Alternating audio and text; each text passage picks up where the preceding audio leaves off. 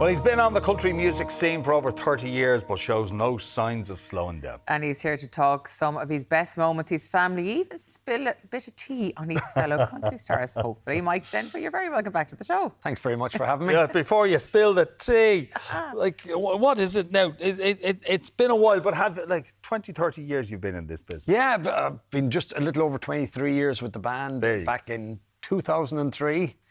Flies, it only seems like yesterday. Yeah. But have you changed as a performer over those years? I suppose I have. It's as time goes on, I suppose you mellow, you don't panic as much. I suppose you get more relaxed and more used to it. And as years goes on, I suppose in the early days you're trying different things, you're trying different types of music and stuff. And I suppose after a little while you find your comfort zone. Mm-hmm. It's like everything, it gets easier when you get used to it. You started kind of attacking the country scene at around 16, but was that always the goal, or did you want to be anything else? No, well, I did, I suppose, at the time. I always loved music. I always wanted to be involved in music. Didn't know what end of it I was going to be in at the time, really. I served my time as a plumber. A plumber? A plumber. Go away. Yes, it'd be a great job to be in at the moment. But I suppose plumbing was something that I had planned to do, have something to fall back on if I didn't at a younger age. That was the safety net. That was the safety net. So it was. I was always working in bars and different things as a young lad growing up as well. So I always loved that kind of work. Always out meeting people and being in sociable. Yeah. So he's still a good plumber, just in case. He's definitely not. He has taps leaking at home and toilets and nothing working in the house, so do not mention that. Are you getting side looks, side eyes? You get the old elbow. I do. Look, when you're starting out in any business, you're always going to have those gigs. Great ones, good and bad. Yeah, and the good and the bad, but you remember the bad ones. You do, but you still, to this day, you remember the goods and the bads, and it's still, 20 years later, there's still gigs like that. You go out one night and it's a bad gig, and the next day it's a good gig, and I suppose people always say, what's your favourite gig? There is no favourite gig. It's all about being out there, and the buzz of the crowd and the reaction of the crowd is all that matters. Have you ever had any just gig, like the equipment failed or someone fell off the stage or anything?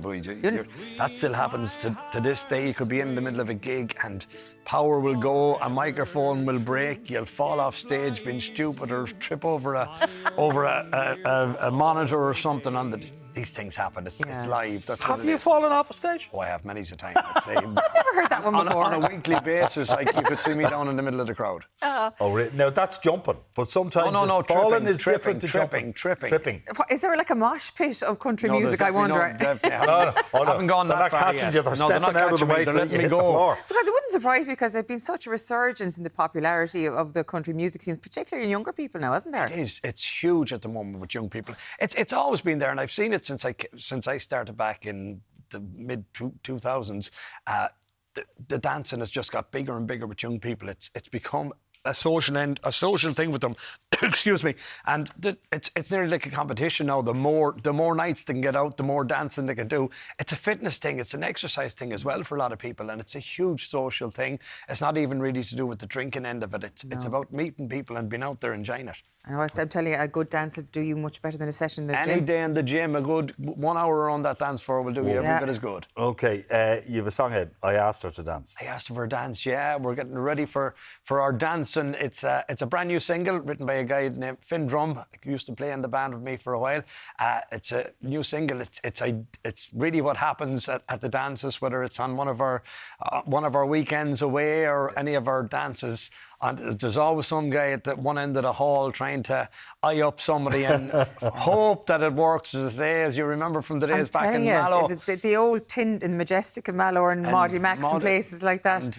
Oh, God. Hazel Tree, all these great places. Yeah, the Hazel Tree, of course. And the thing is, there needs to be a slow set and something like that anymore, because you need Tinder or whatever else you have, sorry. But when you had that sort of thing, bring it back the old slow sets. Once the slow set came in, everybody was running from one end of the hall to the other. Yeah, God. The Hazel still happens, so it's great. Yeah.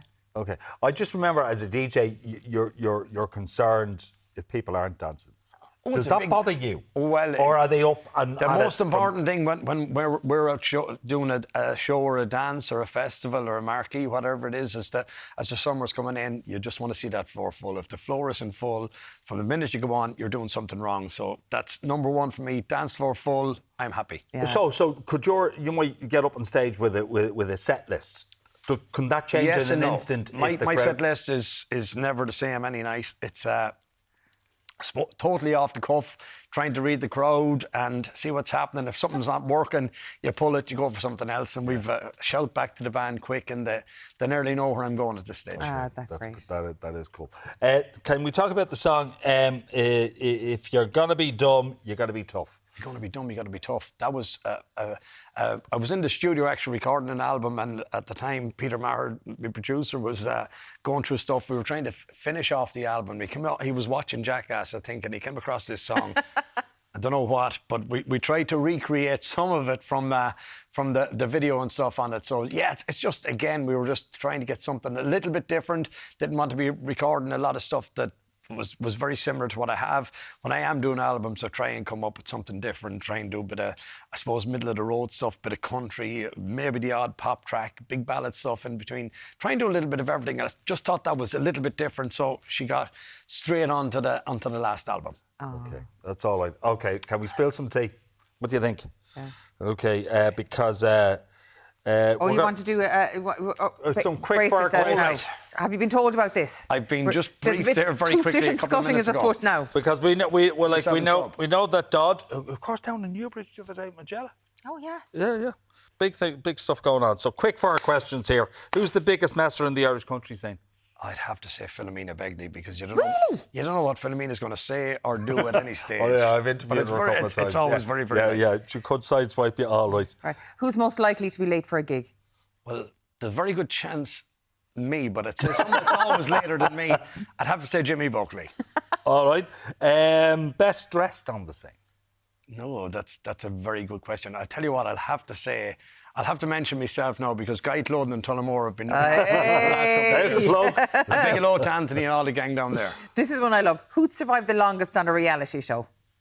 Probably would I have to say Daniel O'Donnell. He is the most beloved. Yeah. He has that thing. I just think he'll survive anywhere. Everyone would love him. Yeah, soundest person in the whole industry. So there's a lot of great people in it. There's a few people that I'd have to respect. I'd have to say a great time over the last number of years for the likes of Brendan Shine and Rayline and a few of these guys. Yeah, absolutely. Most likely to forget the lyrics. Well, that's very, very simple. I have to say Robert Mizzell. I'm sorry if you're watching in. You didn't even hesitate. But it's not the point where you go, everybody said. But that's the one good thing about the country music. You can just let go. Who's the biggest party animal? Well, party animal or who's the latest home? Who'd be the latest home? Oh, that's simple. Gerry Guthrie. And who's the first home? Oh, probably me.